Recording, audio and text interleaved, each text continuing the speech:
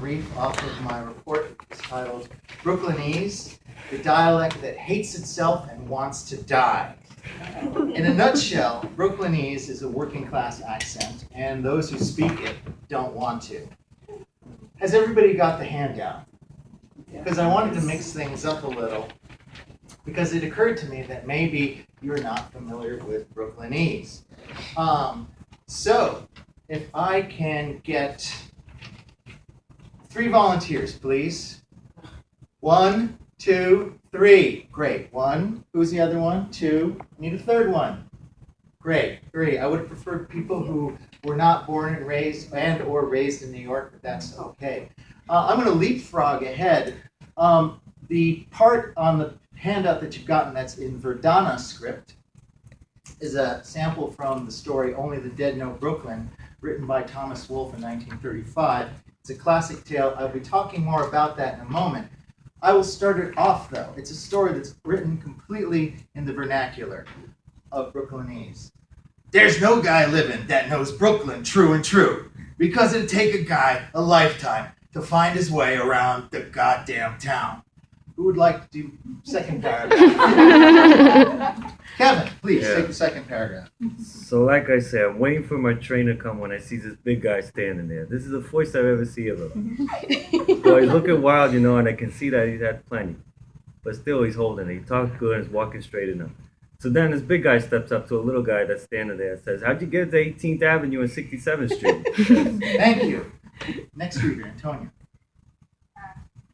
Jesus, you got me, Chief. The little guy says to him, I ain't been here long myself. Where's the place, he says. Out in the Flatbush section somewhere? Hi, and our final reader.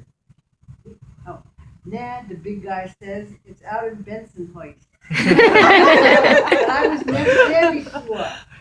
How do you get there? Okay, thank you. Please first hold on to them. If you finish reading through the rest of that section, you'll realize that both guys are right in their subway directions. It all ties into the story, but perhaps it helps that the Dutch word for Brooklyn means broken or fractured land. Now, the D's dem do's manner of speech, once associated with New York, has been dying for a long time. But forget about it! It's not gone yet.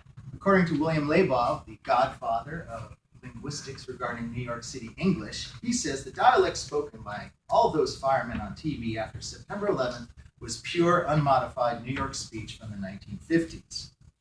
At the same time, he says that the Brooklyn accent doesn't really exist. It's basically a variation of one of several variations of New York City English. The difference is that he and others know tend to trend along class lines, not regional or ethnic lines. Whether spoken in Brooklyn, Staten Island, Queens, or the Lower East Side, Brooklynese is exactly the same. In fact, several sociolinguistics use the term Brooklynese as a proxy for all New York area-based working class accents. The accent tells more about your social status than your neighborhood. Although no one wants to admit this, says Labov, because we're supposed to live in a classless society. However, all over the country, middle and upper class and wealthy people speak in a similar fashion, but local dialects and regionalisms tend to be kept alive via the working class, who tend to be closer to the immigrant roots as well. Now, in examining and investigating where the Brooklyn accent is going, the most surprising thing I discovered was the utter loathing that some of the natives had for it. One writing, "It's culturally tainted speech." Labov, he uses the term linguistic self-hatred. He says that term is not too extreme to apply to the situation. And sociolinguist Deborah Tannen has written that, quote, "Sociolinguists are not aware of any other group whose members feel that the pronunciation is wrong, even when they are comfortably surrounded by others from the same group and have never lived anywhere else." But why the hate? Well, it's kind of obvious. You have to hate the accent that's a working class accent if you want to get ahead of the Big Apple. Who here has heard of Frank Frazetta, the painter? Yes, great, okay. He's born and raised in Brooklyn, and he equated good speech with success and escape. In an interview, he said, the guy said, "Get rid of that accent or you'll never be a success." I wanted a taste of success. The next day, I went to see the speech therapist at school. And what she told him was, "People in Brooklyn are lazy speakers. perpetuated the negative stereotypes that working class New Yorkers seem to have internalized regarding how they speak. Thank you. Labo discovered that roughly 2/3 of residents dislike the New York accent. One saying everyone in the nation thinks we're murderers, another says to be recognized as a New Yorker, that would be a terrible slap in the face. Oh my God. So why don't Boston Southies or the charm city people of Baltimore or Panhandle Okies not hate their own accents? Well, for one thing, their accents weren't being made fun of on TV, movies, and radio routinely. New York City is a media center. There's basically a pipeline between here and Hollywood. At least there was even more of one in the 30s, 40s, and 50s. I'm leapfrogging ahead for time's sake, but I will say that, Labo, once again, it is safe to say that the language of New York City is better known to the people of the United States as a whole than the language of any other single city. How did this get this way? Well, New York City's here. We need working class schmoes to make fun of on our radio show. Hey, how about the guy who's always downstairs fixing the boiler? Great. Boom. This became codified, I feel, in 1935 with the short story Only the Dead Know Brooklyn. Originally, it was printed in the New Yorker, and supposedly, skip ahead,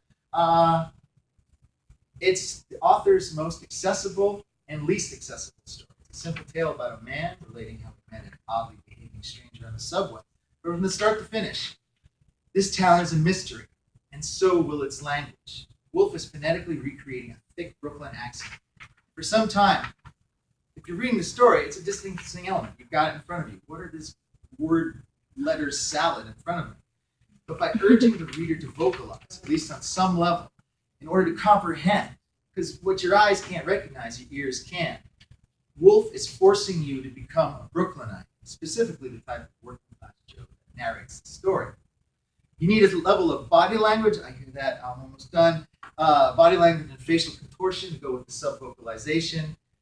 Some of you might need to sneer more while you read it, maybe even bob your head a little bit.